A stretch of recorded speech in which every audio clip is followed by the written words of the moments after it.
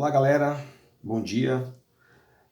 O professor Sérgio aqui para fazer uma revisão do conteúdo que vai cair para os alunos do 8º ano.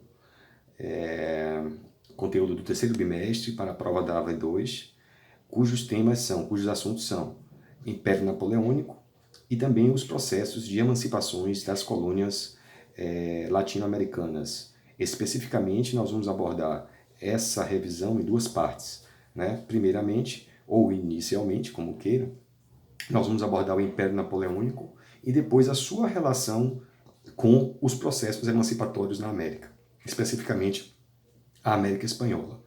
Bom, inicialmente, vamos colocar aqui que esse conteúdo está entre os capítulos 6 e o capítulo 7, para que vocês possam acompanhar. No capítulo 6, o Império Napoleônico começa aí na página 126 do material de vocês, do livro didático, e ele aborda exatamente a fase de Império de Napoleão Bonaparte. Então eu vou fazer aqui um rápido comentário sobre como Napoleão Bonaparte chegou ao poder, através da Revolução Francesa. Napoleão Bonaparte era um general militar condecorado, ingressou na política francesa após a Revolução Francesa, portanto, o poder de Napoleão Bonaparte vem exatamente das conquistas que ele obteve junto à Revolução Francesa. E, obviamente, a Revolução Francesa de caráter burguês. Foi de caráter burguesa. E, consequentemente, Napoleão Bonaparte subiu ao poder, ou chegou ao poder, apoiado por essa classe, né? Como também boa parte da população francesa também apoiava Napoleão Bonaparte. Qual era o objetivo de Napoleão ao chegar ao poder? Bom, inicialmente ele fez, ainda como cônsul, né, criou o Banco Francês, o Código Civil Napoleônico, aumentou consideravelmente o contingente bélico militar e, com certeza, criou na história um dos maiores exércitos continentais que o mundo já viu, né? Consequentemente, isso favoreceu ao processo de expansão da França, né, principalmente com relação à Inglaterra, sua arqui-inimiga, já que a Inglaterra era detentora de grandes colônias, muito embora tenha perdido a colônia americana, que era os Estados Unidos, ainda no século XVIII, e agora no século XIX, por volta de 1801, Napoleão Bonaparte chega ao poder como imperador. Ele se condecorou imperador, tendo o apoio não só da França, como também da Igreja Católica. Quais eram os principais objetivos do imperador Napoleão Bonaparte? Conquistar territórios perdidos em guerras para a sua arqui-rival, que era a Inglaterra, como também promover o processo de expansão da Revolução Francesa. Eu costumo falar para os meus alunos que essa expansão da Revolução Francesa ela acontece em dois momentos. O primeiro, dentro da Europa, com Napoleão Bonaparte, e o segundo momento é nas colônias americanas, cujo ideal, promovido pela Revolução Francesa de liberdade, igualdade e fraternidade, se espalhou pela América, promovendo a emancipação das colônias. Muito, claro, que a gente não pode considerar que isso foi proposital, porque as colônias latino-americanas elas sustentavam as metrópoles, inclusive a própria França, que tinha colônias francesas, que tinha colônias na América. Portanto, o Napoleão Bonaparte tinha como principal objetivo dentro do continente europeu a derrubada dos antigos regimes. O que quer dizer antigo regime? São aquelas monarquias absolutistas, né, cuja característica principal era a centralização do poder nas mãos da nobreza e também da realeza, do rei. Portugal e Espanha eram os exemplos clássicos dessas monarquias constitucionais absolutistas. Melhor, das monarquias absolutistas, porque Constituição não foi para qualquer nação, ainda no século XIX, implementar em seus países, em suas nações. Nós temos aí exemplos de monarquias constitucionais, o caso da Inglaterra, especificamente, que ainda no século XVII já tinha promovido essa reforma política. O caso da França, não. A França virou república, ainda na fase de convenção da Revolução Francesa, e prosseguiu com Napoleão Bonaparte, muito embora república, mas chefiada por Napoleão Bonaparte como centralizador do poder, né? Trocando 6 por meia dúzia, Napoleão era quem mandava na França, apoiado pela burguesia. E com isso, ele partiu para dominar a Europa. Um dos principais feitos de Napoleão Bonaparte na Europa foi o bloqueio continental. que tinha como objetivo não só controlar, né, todas as ações econômicas da França no continente europeu, como também impedir que produtos industrializados ingleses chegassem até a Europa. Para isso, ele fechou os portos de todos os países europeus, impedindo assim que produtos ingleses entrassem no mercado no continente, né, fazendo, portanto, o desenvolvimento econômico inglês. Qual era a estratégia de Napoleão? Fechando os portos, impedindo a entrada de produtos ingleses, e isso favorecia a expansão econômica francesa, uma vez que a França vinha se recuperando economicamente de grandes realizações de guerras entre continentes e até mesmo na Europa e também na América, uma vez que a situação econômica da França era difícil, passou por uma Revolução Francesa e no início do século XIX, Napoleão Bonaparte teve como objetivo exatamente favorecer os interesses dos burgueses. Isso passava muito pela exploração das colônias. Portanto, esse ideal de liberdade, igualdade e fraternidade, ela não valeu como um todo. Para as colônias, isso foi zero. E a França pagou um preço caro por isso, porque ela atirou no próprio pé, uma vez que ela promoveu a independência e a liberdade e a igualdade, né, dentro da própria França. Isso voltou-se para a América, promovendo a emancipação das colônias americanas. Mas Napoleão Bonaparte pouco fez para impedir que essas colônias se emancipassem, porque não havia como, né? Ou ela cuidava dos interesses internos na Europa, ou ela cuidava dos interesses coloniais na América. Não havia suporte financeiro, técnico, nem tampouco bélico, para dar conta de tantos acontecimentos naquele momento do século XIX.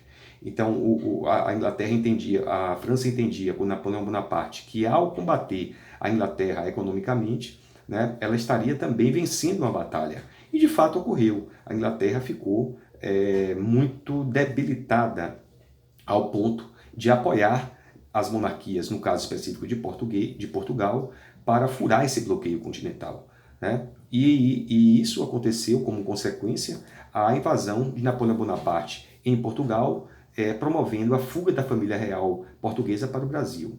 Entre outras palavras, o que nós temos aqui são as ações militares de Napoleão Bonaparte no continente europeu, tentando impedir, né, esse avanço econômico inglês no continente, ou bloqueando. Claro que esse bloqueio continental e o fechamento dos portos, ele não demorou muito embora fosse eficiente nos primeiros anos. O bloqueio continental de Napoleão Bonaparte durou mais ou menos cerca de 14, 15 anos, até quando ele estava no poder. Napoleão Bonaparte ficou no poder entre 1801 e 1815, quando ele é derrotado na Batalha de Waterloo, na Bélgica. Isso numa ofensiva tentando invadir a Rússia, né, que era o país que também era arquirrival da França, um país de dimensões continentais, e era o único país que a França, com Napoleão Bonaparte, não tinha conseguido impedir esse fechamento dos portos, uma vez que o território russo era muito grande e a Inglaterra poderia entrar com os produtos por ali. Isso foi, de fato, um erro estratégico de Napoleão, uma vez que essa derrota custou a ele a prisão na ilha de Elba, né? Muito embora depois ele tenha saído, governado a França por 100 dias, e tentado resgatar toda aquela autonomia francesa militar. Depois foi novamente capturado e foi levado para a ilha de Santa Helena, no Atlântico, onde dizem a lenda, né, que ele morreu após 6 anos de reclusão numa prisão nessa ilha, né? Então Napoleão Bonaparte ele foi responsável por isso. Essa é a primeira parte do que vai cair na prova, no capítulo 6. Passando para o capítulo 7, tendo ligação também com esse assunto, é exatamente a emancipação das colônias latino-americanas. Inicialmente, eu gostaria de colocar para vocês que as colônias latino-americanas, incluindo o Brasil, sustentavam suas metrópoles. Vale ressaltar que as principais metrópoles que comandavam as colônias latino-americanas eram Portugal e Espanha. Portugal, no caso do Brasil, e a Espanha, no caso com as colônias aí, tanto da Mesoamérica como também na América do Sul. Um detalhe importante nesse processo todo é que o caso brasileiro ele é à parte, tanto é que nós não vamos abordar o caso da emancipação política do Brasil no século XIX nesse capítulo, vai ser posterior. Nesse capítulo 7, que trata das emancipações das colônias latino-americanas, nós envolvemos aí, portanto, 3 metrópoles que possuíam colônias na América e que essas colônias se emanciparam, como é o caso da França, o caso da Inglaterra e, logicamente, da Espanha.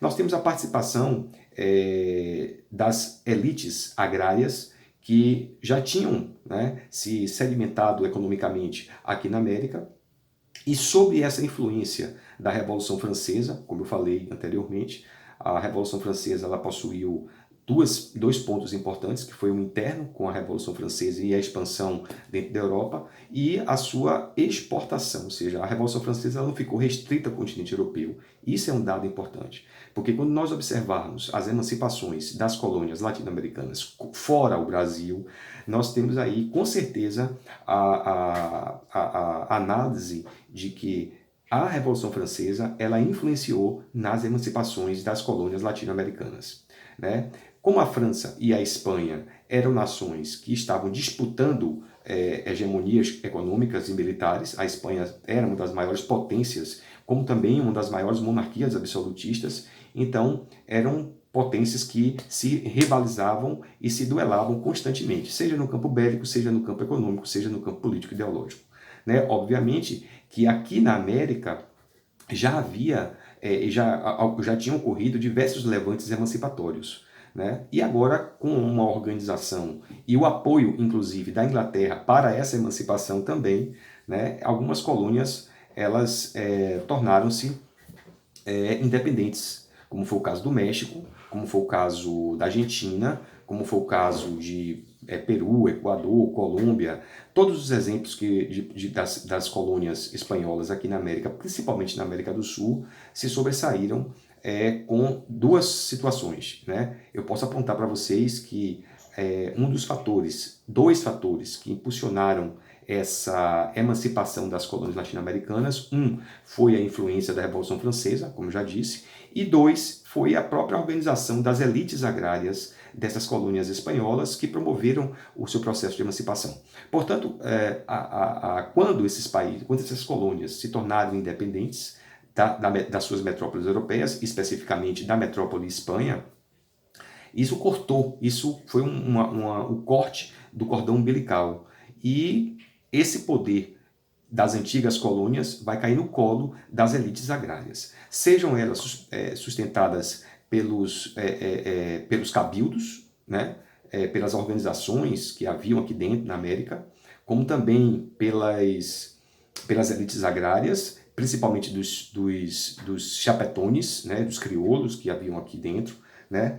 E com certeza nós temos aí esse processo desencadeado. Bom, foi melhor ou foi pior? Claro que a dominação ela nunca é uma coisa positiva, nunca foi, porque as colônias latino-americanas elas eram o sustentáculo das economias das metrópoles. Quando isso é cortado, as metrópoles vão passar por maus bocados, né? Foi isso com todas as colônias. Nós temos um caso aí à parte nesse processo de emancipação, que foi o caso do Haiti, que era uma colônia francesa e que se tornou independente. Aliás, foi a primeira colônia latino-americana a se tornar independente, que foi o Haiti, e com uma característica exclusiva que foi promovida pelos escravos. Ex-escravos, ou seja, escravos libertos, como escravos que promoveram a libertação num terrível, foi uma das mais características batalhas de emancipação, de separação desse domínio metropolitano sobre o Haiti, que era a colônia francesa, e a França não conseguiu impedir esse movimento. Mesmo tendo a Revolução Francesa com ideais de liberdade e de igualdade, não queria perder a colônia Haiti, né, mas perdeu. Assim como as colônias espanholas, e dois mártires são responsáveis por esse processo. Um foi o argentino José San Martín e o outro, o Simón Bolívar. Ambos eram originários de famílias ricas, né, de grandes proprietários de terras, e que fizeram, logicamente, com todo o interesse em promover a separação das metrópoles de suas colônias, eles atuando, logicamente, pelo lado das colônias, representando a elite agrária, promover esse processo de libertação. Bom, nós temos aí casos típicos, né, como foi, por exemplo, a luta de independência da colônia argentina, né, que também promoveu, através de José San Martín, um processo de independência da Argentina.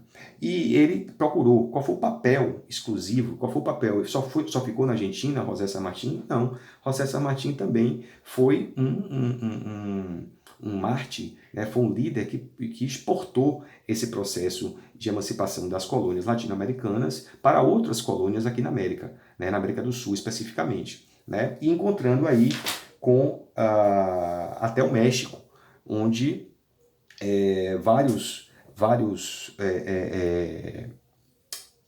líderes também estavam atuando justamente nessa conquista da tão sonhada liberdade das colônias latino-americanas. Bom, quais foram as consequências para as colônias e para as metrópoles?